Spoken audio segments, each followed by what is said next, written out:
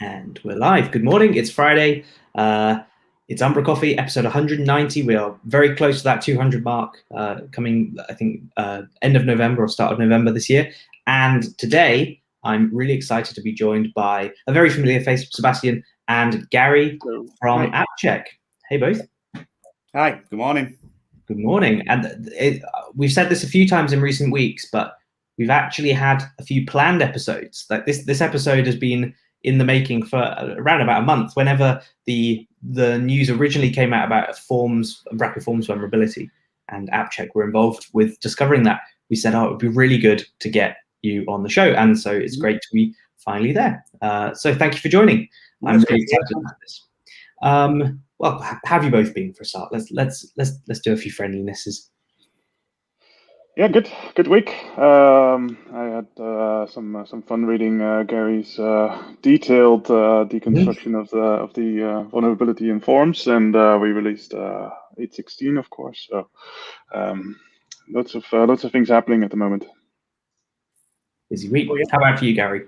Yeah, it's been typical week really. It's always hectic, but yeah, looking forward to the weekend. But yeah, it's been a good week, and yes, it's good to get the technical write-up. It's one thing doing the actual the fun part. The write-up is always the bit that I always put off. Say I'll do it tomorrow. and then I mean, it's always the case, isn't it? You want to write code, or you want to do something. You don't want to write the documentation for it or explain why it works. Yeah. So fair play. It's a long weekend in the UK here. We've got a bank holiday on Monday, so I'm sure everyone's looking forward to that too.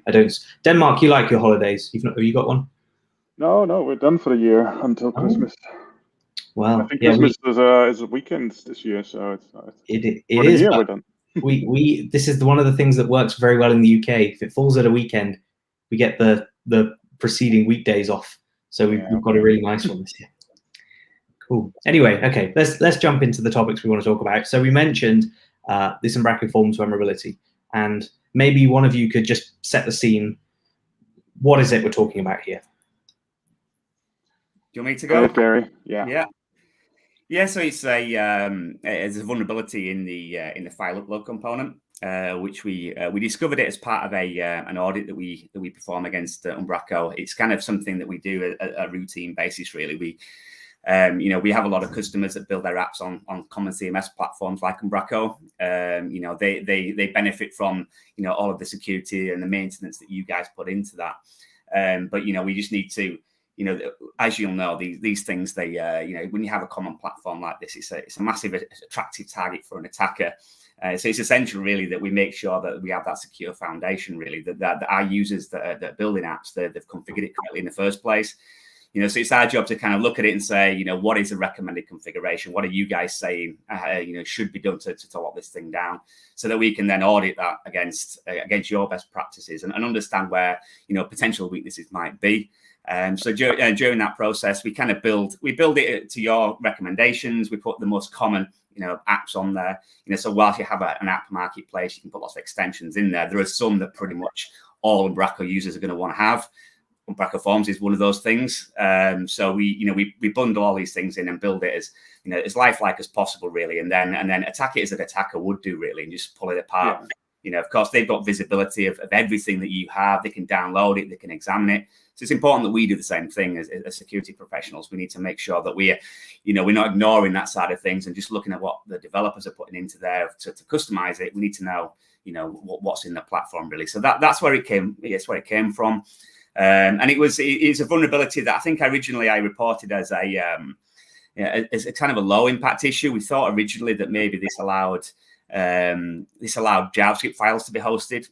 So my original thought process was, a lot of crooks out there, they'll try and host JavaScripts on trusted sites to try and avoid detection. If you've got a site that's been around for years and years, and you have these detection systems that are looking at these JavaScript files, one of the key points is, has this domain just sprung up? As an attacker just sprung this website out of nowhere?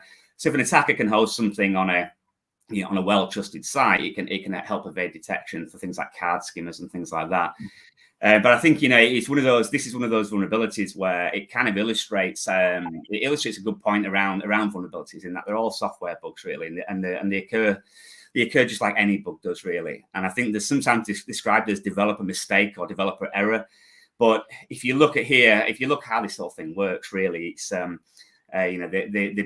form allowed files to be uploaded, and it didn't validate the extension, but it stored it in a directory that wasn't readable, writable, executable from that point onwards. It was a restricted directory. So if you're a developer, you may look at that and say, right, okay, I know that we only want to accept certain files, but this directory that we're putting this file into, it's restricted. It's, unless there's a vulnerability in Microsoft IIS, then that should be good for purpose.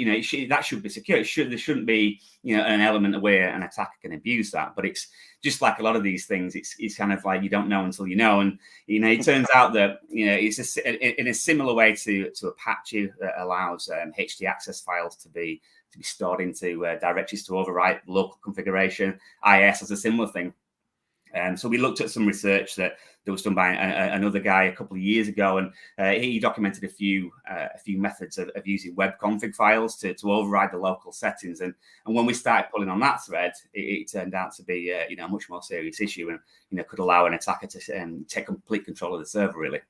So at a very simplistic level, so we've got the blog post that you've written up. It's incredibly detailed. Goes into great depth about exactly what the issue is and how you could potentially exploit it, which is very interesting to see. But my key question is, sorry about that. My key question is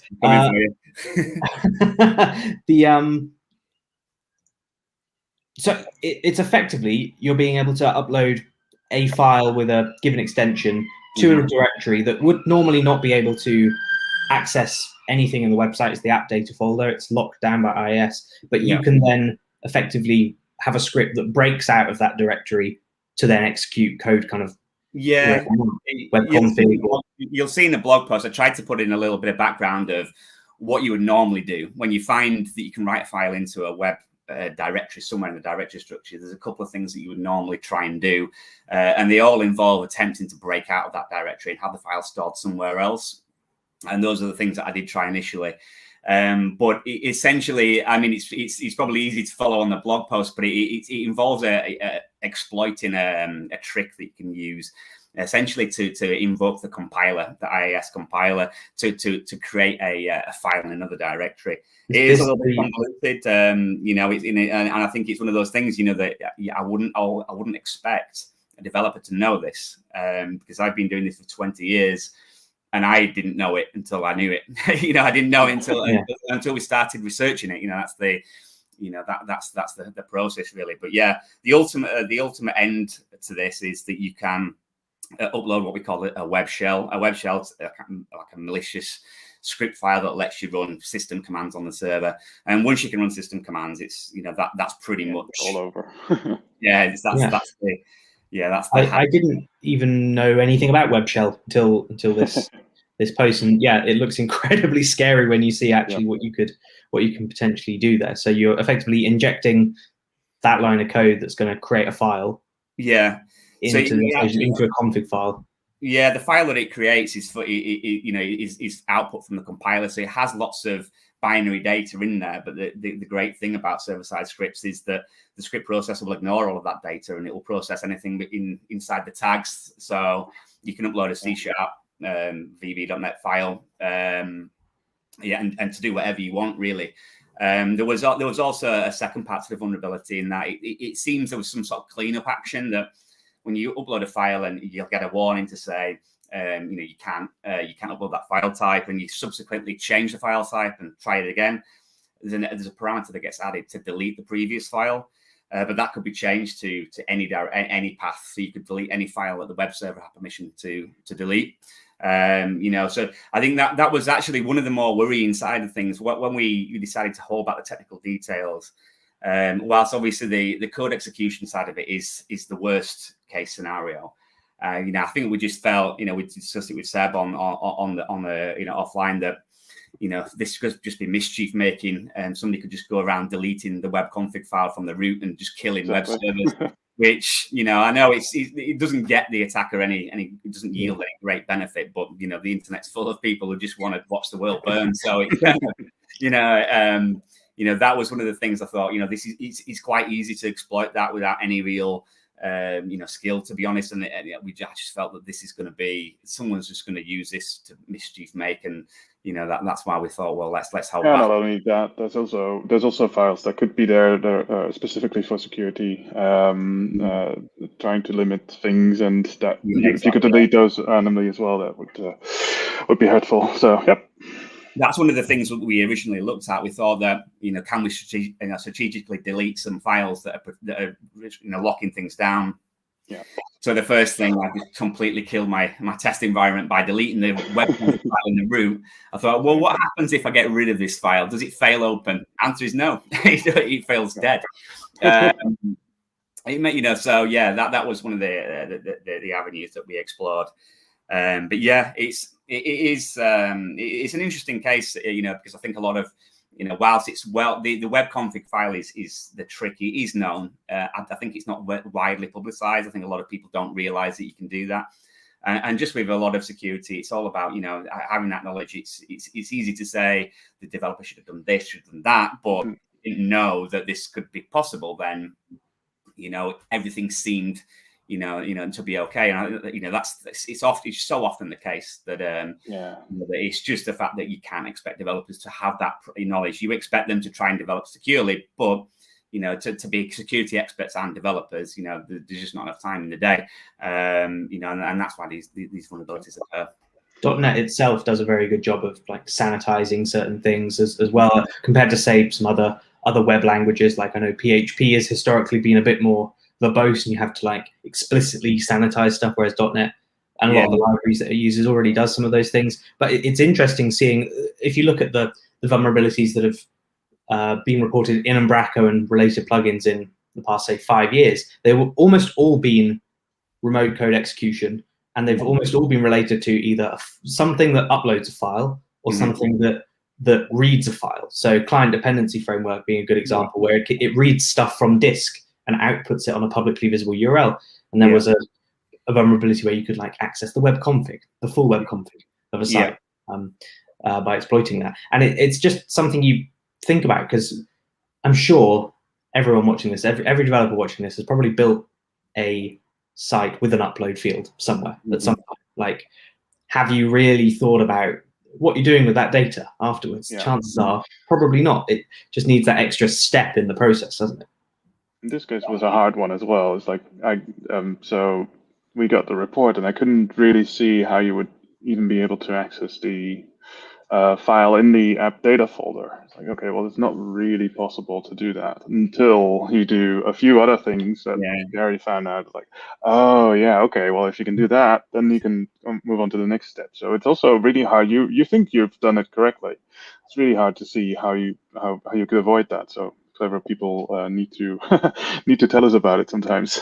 Yeah, let's talk about the process of reporting, because in the blog post, Gary, you praised Umbraco for the way that it was handled, and Umbraco is a really interesting one because, of course, unlike, say, WordPress, it's not the most used CMS in the world. It's not it's not necessarily a huge attack vector in that regard, but it's becoming more popular. And we've seen in definitely this year on Twitter, there's been a load of spam and bots kind of starting to target and promote Umbraco vulnerabilities. So it's clearly got to a size, or got to a point now where there's enough traction behind Umbraco that you know, bad actors maybe look at it.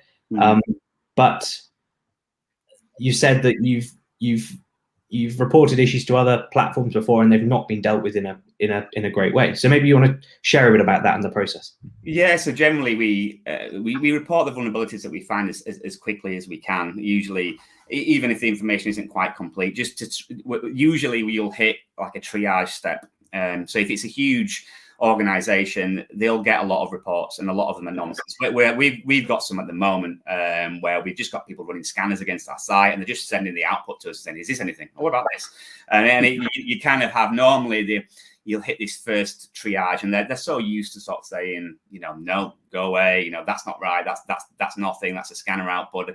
And so you kind of have to get past that stage, prove it to them, prove that it's a major issue. That's time consuming, and then it'll go into a support desk. Eventually someone will get back to you, argue about the impact for a few weeks, and then eventually you'll get to a developer. And hopefully you'll get the fix. And sometimes we began looking at .NET CMSs. I think partly because they don't get as much coverage as PHP CMSs. They don't have as big a market share, but anything that's not got a lot of vulnerabilities attached to it is always an interesting target. It probably means that people haven't been looking. Like I say, these are just software bugs. There's not ever been a piece of software created that doesn't have bugs. And some bugs materialize, as vulnerabilities. So we looked at a range of them. I reported a few vulnerabilities. I reported one to Microsoft on the 10th of June, which actually affects the IIS platform. And I'm still waiting for a patch, still waiting for a confirmation that they can create the issue. And then we some other .NET CMSs, we reported issues, and again, we're still waiting for the fix. Whereas with Umbraco, I got to speak to a real person who develops, who understands code, understands vulnerabilities within, I think, more or less the same day. I think it was the afternoon. It was the day after that I picked up the message. And we immediately started talking about the intricacies of the vulnerability, and there was no needing to prove ourselves. It was all about let's discuss this, let's find out together what the impact is, and that's really refreshing. It's very different to the experience that you normally have, because you're immediately talking about patching, fixing, how urgent it is on the first day. And I think if you look at the timeline, I think that Umbraco customers were warned about this 6 days after the report, which I think is probably a record. It is a record for all. I think the notification came on a Thursday, and then there was a patch by the Tuesday, or maybe. Yeah. I had a patch to test within a couple of days, maybe 2 days, something like that. It was almost too quick for us, to actually, which never happens, because research is good fun when you find new things. So it's not so great when you don't. So when you do find something like this, it's something that you want to work on, and the information's come back at you. What about this? Will this fix it? What if we do this? So it was from fix to disclosure. It was an incredibly short period of time, and I think I think it gives us confidence that we would like to find more issues if there are any issues, and we know that they get fixed. Yeah. I know nobody really wants vulnerabilities against their name, but it is one of those things where they do exist in all products, and if you can stop them, get rid of them. That's so for our part, we obviously get the same automated scans all the time, and of course we have someone battling those, but we still need to make sure that we're not saying, "Oh, this is nothing," when there's actually something going on. But it was clear from this report immediately was that you were actually trying to prove that there was a problem, not just an automated scan that just turned up something. So for us, it was really easy to go, oh yeah, we need to pay attention to this and see what the impact is. And then if you learn that the impact is all forms versions from the inception of forms, then you go into patch mode, and we started immediately fixing the problems and communicating to our customers that something was going to be coming soon, so that they could get ready to patch on the day of the release. Because obviously once you release something, people will start reverse engineering what you did and what changed, and they'll immediately know and maybe try and poke some more holes in sites that are not yet protected. So yep. I was going to ask Gary, so it's very interesting releasing a detailed blog post as you've done, with as much technical detail actually about how it could potentially be exploited as you have. And I know the whole thing of responsible disclosure is that you wait an agreed period of time typically 30 days before you release any details, and it seems that was really well handled here. But what's the benefit of then releasing the information after that? Could you not just keep it to yourself completely? Or is it a kind of course, we're working in the open source space. We believe in the giving back type thing. Is it from that point? Is it an education thing? Is it what's the value for you? Well, yeah, I mean, it is an academic process here. Sharing knowledge with the community is definitely part of it. I think that there are a lot of vulnerabilities discovered in different products, and as a scanning vendor, we need to make sure that we have coverage of those findings. And if people didn't release technical details, the manpower that would be required to keep up with the latest threats would just be untenable for anybody. If we didn't share our information, you'd have to buy every single vulnerability scanner, employ every pen tester in the world to get coverage. So whilst we're sharing this information, there'll be our competitors will be implementing checks in their products to detect the vulnerability. And just like we read other people's advisories and we take that technical information and we implement it in our product, and I think that's it is the way the industry works. It's a shame there isn't kind of a club of good guys that share the information and keep it away from everybody else. But it's unfortunately that's just not possible. In a commercial environment, you wouldn't. Just the agreement who goes in that club would never work. So yeah, it is a case of we always work with the vendor, and if you'd have said, we just don't want this information out there, we would have redacted it a lot further. It's we do as an industry, we rely on this information. I was a pen tester for around 20 years, and there's nothing worse than finding a vulnerability. And you go to the advisor and it says an unspecified vulnerability in an unspecified component leads to unspecified things. You're like, right, okay. I can't really illustrate the impact to my client here. And the client's probably not going to update this software if it means taking it offline. If it means expense to them, unless I can prove it, unless I can show them what the impact is. And it's where you need that technical information. So yeah, it is partly, contributing back to the InfoSec community, but it's also, it's just the academic process keeps the customers safe ultimately, because we can detect and help them patch these issues. I mean, having the level of communication, like both on Umbraco's side and on your side, is great. From my point of view, when we've got to go to clients and say, hey, you patch your site, and we'll do it where it makes sense and where they've got retainers and stuff. But we've got clients that have been dormant for months or longer, and for them, it's a lot more effort for us to actually get their code base running locally and apply the patch and all that stuff, and they'll have to pay for that. And it's very difficult to convince someone to pay for time just out of the blue, something they weren't planning for or expecting. But having all of this information is really helpful for that. And I guess as well, it's a good testament to Umbraco. If a client ever comes to us and says, hey, we're looking at Umbraco, how is its security track record? We can say, well, yeah, there are issues, but they acknowledge them, they get addressed quickly, and publicly and openly. It's not any of this smoke and mirrors, that's denying that there's an issue for a long time or anything. Yeah. They get addressed quickly, which is good. That's the benefit of, with a content management system, a common platform. There's the security challenges and the security benefits, and the key benefit is there are, at any one given time, somebody will be having a pen test against an Umbraco installation today. And if anything is found in that pen test, that's an Umbraco issue. It'll arrive at your door, you'll patch it, and everybody get benefits from the fix. And it's just, it's the same. We're pulling it apart. People have had this vulnerability, as for years. The attackers may have known about it. But now we've put that work in, we fixed it, and we, it's like having a pen test for free, if you like. Somebody else is solving these security problems that you already have. We're not great, so that's the benefit without doing a great deal. And I know it's expensive, maybe to install a patch. It's not as expensive as having a security assessment, and then still implying the patch. So I think we bring a lot of security knowledge and work to Umbraco customers, without them needing to do anything other than deploy that patch. Yeah. So I was going to highlight there's of course the security hub on umbraco.com. If you go umbraco.com/security, again, links down below. It's got all the information about what Umbraco HQ themselves do to try and protect cloud and the core CMS as well and the other products. And of course you do regular pen testing as well. On the product itself. I touch wood, but I don't believe there's been a a vulnerability in the core CMS in quite a long time, or if it has, it's been, you know, it's been nothing major or noteworthy, because they just get patched and rolled out with the regular updates, don't they?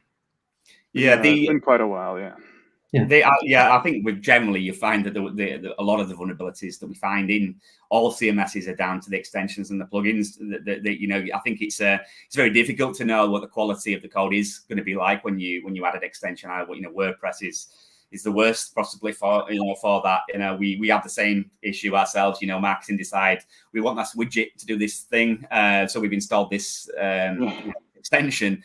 And it could be written by like a Zen master of security, or it could be a university project and a first effort by a developer. It's very hard to know. You'll see. It's a victim of its own success, isn't it? WordPress. It's so big, 50+ million websites running on it, thousands, if not millions, of plugins, and you never quite know the quality. It's got to the point where you can't really control quality so easily. And I think is it Revolution Slider or something has had numerous issues over the years, and it's probably the most popular WordPress plugin. And WordPress, again, is this platform you just kind of set it up and people don't really think or care about it. I think Umbraco sites, as a general rule, are kind of more maintained or more looked after, at least because they've probably got an agency behind them and they're kept up to date in some respects, whereas WordPress maybe not. I don't know. It's quite possibly the case. I mean, like with WordPress, as you said, there's probably 1,000 plugins to do the same thing. Where when it's a smaller ecosystem, then it's less likely that and there's more chance that people like us can look at these things. It's very difficult to audit every WordPress plugin. We have some automated tools that help us with that, but I think it just benefit from being a little bit more of a tighter ecosystem, really. Let's talk about plugins and releases for a bit, because I'd love to talk about the impact that your work has on us as open source developers as well. Of course, this week Umbraco 8.16 came out. Seb, can you tell me a bit about that? I know there's a few headline features of the user dashboards, and some UI UX improvements and some dependencies that have been updated. You spoke to Runa about it, so maybe you can tell me what's going on. Yeah, it was Warren was on holiday, so I took over doing the unboxing this week. That custom dashboard and the user dialogue is a funny one. Lee asked us about it on the issue tracker. Lee Keller is like, I see this is supposed to work, but it doesn't. Should it work? And I'm like, I don't know. And he had a good use case for it. I'm like, sure, if we can fix it, then then we can enable that. So it's just the same as a normal dashboard. You just use user dialogue instead of content or settings or whatever. And I saw that Kevin already made a plugin for that. He did, yes. You can manage your back office themes now directly in the user dialogue, which is a really cool use case, isn't it? That's actually perfect because it's specific to your user. Yeah, so this would normally have been just a massive empty space, wouldn't it? Yeah, exactly. So yeah, that's great. It's going to be a massive space with a long scroll bar. Yes. Lee's going to make something for it, and other people. I don't know. Cool. That's a tiny update, but it's a big impact. There's a lot of, as you can see, there's a lot of Bjarne in there. There's 17 pull requests from Bjarne. Yeah, he's been going mad. But so 19 unique contributors, 44 contributions by the community, most of them from Bjarne, but also 6 new contributors, which is really nice to see as well. Really good. And lots of trees planted to celebrate. Yes, and we added some more trees for that occasion. Yep. Other than that, there's nothing super new in there. Lots of dependency updates also for security, but mostly for performance. And there's actually our friend Chad made a performance update in one of the Serilog dependencies that we have, and we've updated to that one now. Oh, in Serilog directly? Yeah, so on if you go a little bit below that, 10919, update Serilog enrichers. He found a memory leak in that one, so he's fixed that, and then we updated to that version for it. Chad is on fire. Very good. I know, right? Yep. SVGs. Lots of small nice little improvements. Cool. And that's while we await 8.17 with The the V8 new tabs. tabs feature, which is coming in 2 weeks, I think. Very exciting. 9th of September. Cool. Yeah, as you said, we've already discussed the updates that Kevin made to back office themes. He's released V2 this week, which supports both Umbraco 9 and 8.16, because the latest release candidate for Umbraco 9 also has 8.16 in it, if I'm not mistaken. It's got all of the same features. Oh, yeah, it does. So that's great. So nice one. We've now got back office themes for V9. What else have we got? Oh, yeah, Anders Björn has been busy. I think he's updated 5 or 6 packages this week. We've got a new update to Skybrid redirects V2, so that's for the V8 version, and it's just a bunch of localization fixes. We've got Skybrid redirects V3 alpha, which is the V9 version, and alphas of all of his other popular packages as well. So Umbraco grid data, text box, and the separator package too. Nick Rimington released beta 4 of his page not found manager, which is now supporting the Umbraco 9 RC2 as well. So that's also awesome. We've had a handful of releases, and it seems we're getting far more for V9 now in the Net Core platform than we are getting for V8. So yeah, everybody's really excited to get started on V9. So that's really good for us, of course. So bringing it back to Gary, my question as a maintainer, I've got a few open source plugins that are used on Umbraco, some of them used by quite a lot of people. What can I do to make sure that what I'm releasing is not going to screw someone's system over? Like, I don't have vulnerabilities. What are the few things I could do? Yeah, I think, I guess, I kind of touched on earlier, I think one of the biggest challenges is understanding what the attacks are going to be. As you develop, and that's half the battle. Developers know how to develop, know how to solve problems. It's knowing what the problems are ahead of time, I guess. Reading up on subjects that are, vulnerabilities in the OWASP top 10, would be a good starting point. There's a book called the Web Application Hackers Handbook. It's a big chunk of wood.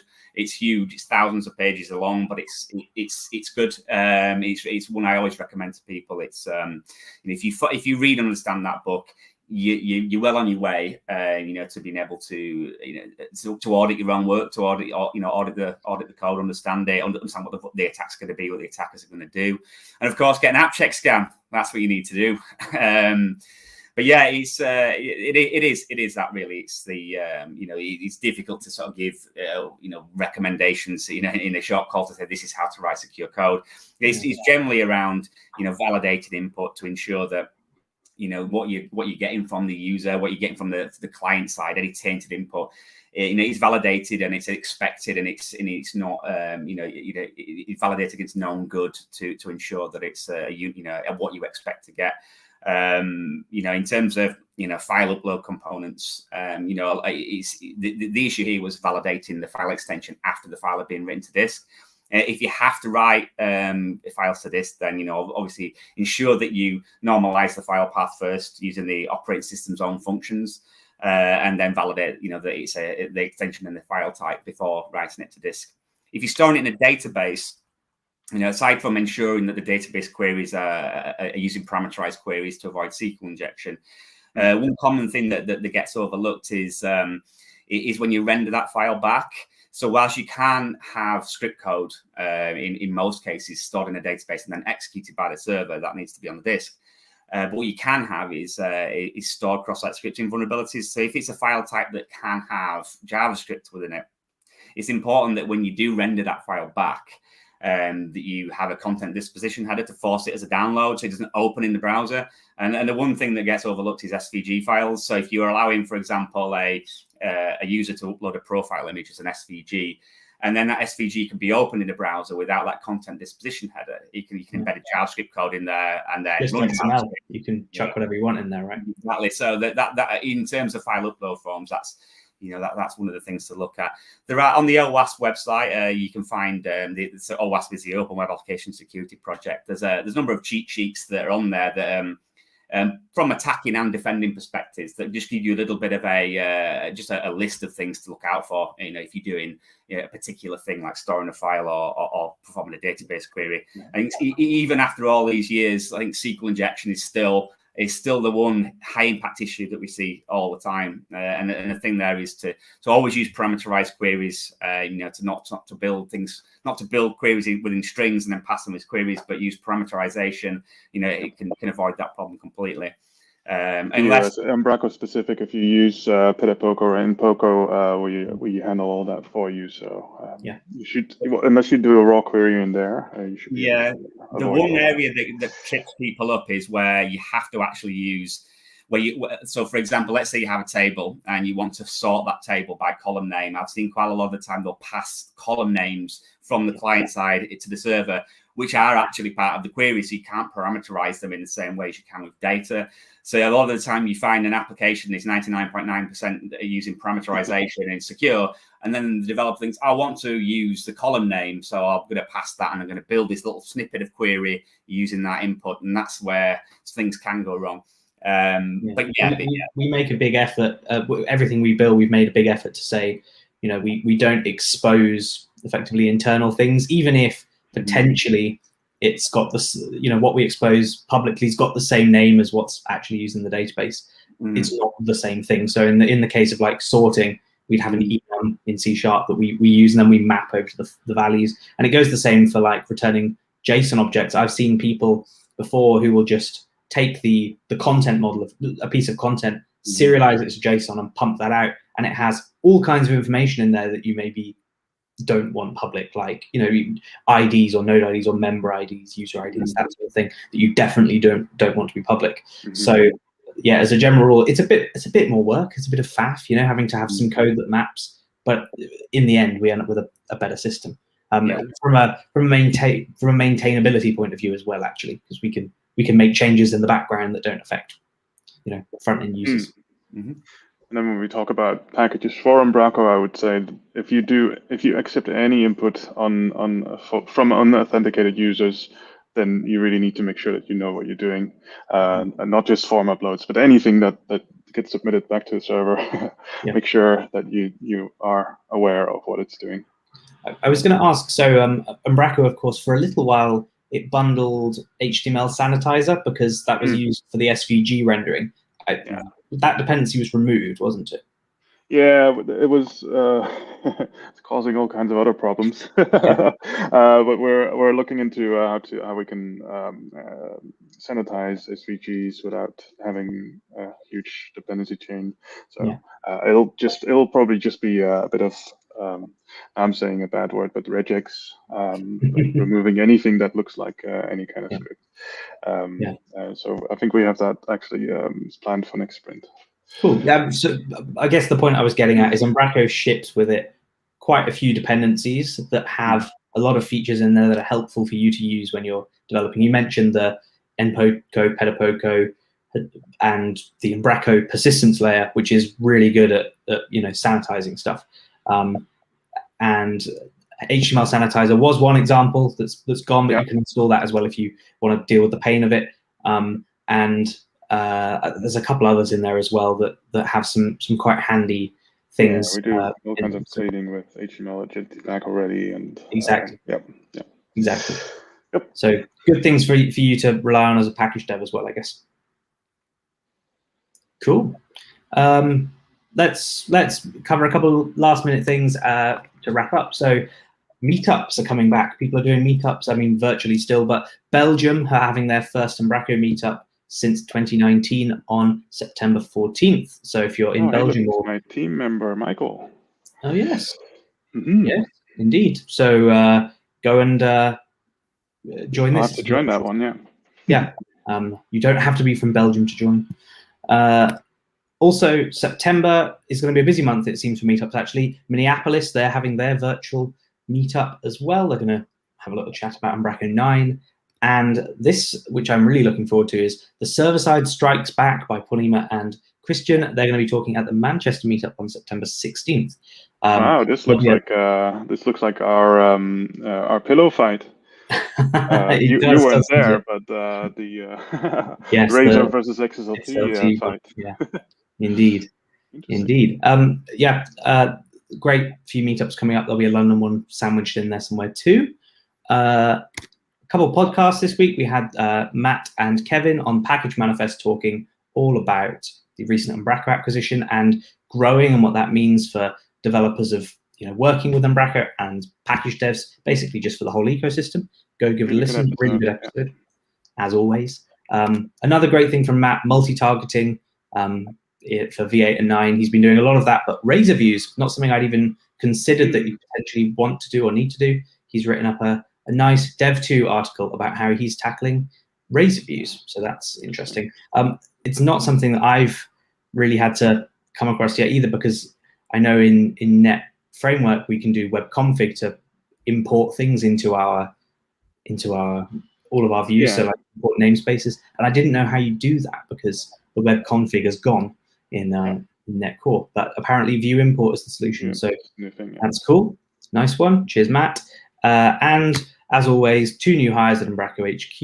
We welcome Nadia, who's joining the CAT team, the cloud team, the activation team, and also Anders, who's joined the SWAT team. And he's that's a very like 90s-esque graphic with like the it's very cool.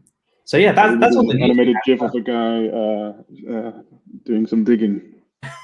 Yeah. Yes. So yeah, that's all the news we had. That's it for this week. I mean, it's not it. It's been quite a lot this week. We've also got some exciting things coming up with Net Core and 8.17 on the way too. But it's been really great to see the security topic talked about, I think, because it's an important one. It's not something that we necessarily always have at the front of our minds. Probably should, but don't always. So really nice write-up, really detailed. Thank you for sharing, Gary, and thank you for joining us today. Thank you. Go check out AppCheck. So AppCheck's it's a SaaS tool that you can use to scan your systems, right? Websites and systems. Yeah. If you're in the UK as well, we're doing a seminar at the end of September in Leeds. So this is kind of it's an educational day, really. We talk about all the hacking techniques. So we break down SQL injection right through the basics, right to some of the more advanced topics like Unicode normalization. We look at upload vulnerabilities. We look at vulnerabilities in cloud platforms like AWS buckets and all those things. And there's absolutely no selling. It's not a sales pitch. It's all about, we want to show you how these things work, so that you have that confidence that, we know what we're doing. But you also take away, some knowledge about, how to exploit these vulnerabilities so that when you're developing code, you know how the attacks are going to work. So if you're around and you go to our website, you can sign up for that. It's free. Turn up and we do a day of hacking demos, really. Fantastic. We'll make sure there's a link to that down below. I know there's a big Umbraco community in and around Leeds, so I'm sure we can get a few people along to that as well. That would be really cool. Thank you both for joining. This has been good. I'm off on holiday now, so I can relax finally. But yeah, thank you. Have a great weekend. And we will. Don't forget, like, subscribe, share this to all of your developers. Make sure that they are not doing anything dodgy with their code, sanitizing inputs so that they don't end up on a security report as well at some point. But yeah, like, subscribe, comment, give it a thumbs up. It helps other people see it as well. And with that, thank you for joining. Have a great week. Have a great weekend. Marcin, we'll see you next week. Goodbye. All right. Bye-bye.